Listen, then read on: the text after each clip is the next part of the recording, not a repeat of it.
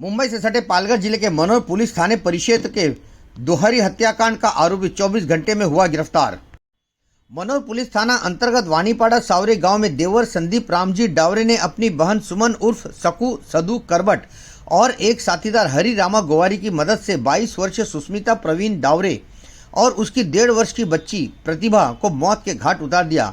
मामला आपसी झगड़े का बताया जा रहा है। पालघर के पुलिस अधीक्षक बालासाहेब पाटिल ने एक पत्रकार वार्ता के दौरान पत्रकारों को बताया कि सुष्मिता उसके पति की 5वीं पत्नी थी।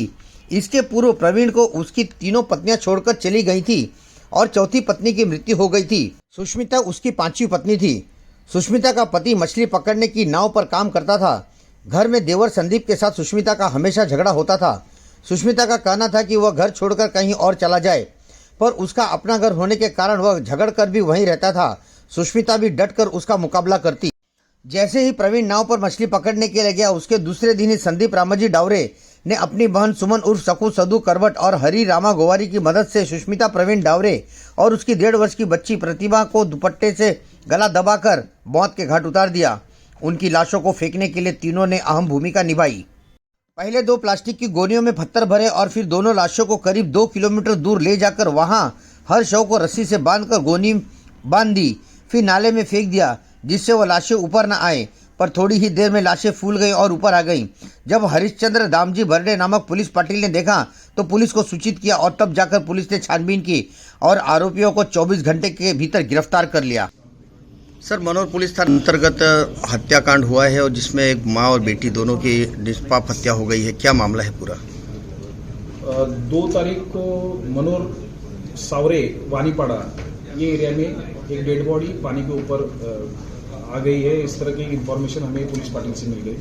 उसके बाद हमारी टीम वहाँ पे गई। हमारे वहाँ के इंचार्ज ऑफिसर वैस और उनकी पूरी टीम वहाँ पे गई। उसके बाद ये पता चला कि ये डेड बॉडी को कुछ पत्थर से उसने ये किया था। पानी में ज़्यादा देर तक रहने के लिए उसने कुछ बैग्स में, प्लास्टिक बैग में वो पत्थर रखे उसके कमर को बांधा था। डिटेल में हमने इंक्वायरी करने के बाद ये पता चला कि उसका एक घरेलू मामला था। उसके घर के झगड़े होते थे। उसके जो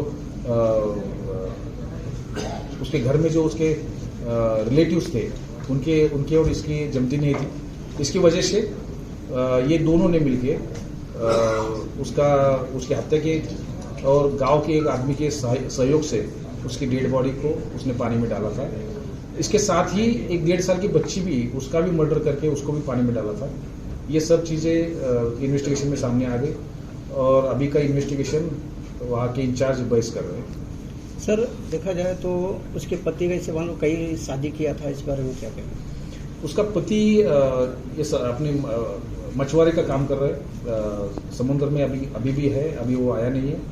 उसके 5 शादी हुआ है। ये जो अभी जिसका मर्डर हुआ उसके 5वीं शादी थी और उसका चाल चलन ठीक नहीं था। इस तरह के इंफॉर्मेशन मिलते थे। इसी की वजह से घर के झगड़े होते थे और वही कारण है कि ये सब जो हत्या के अंजाम दिया गया इसी का कारण है।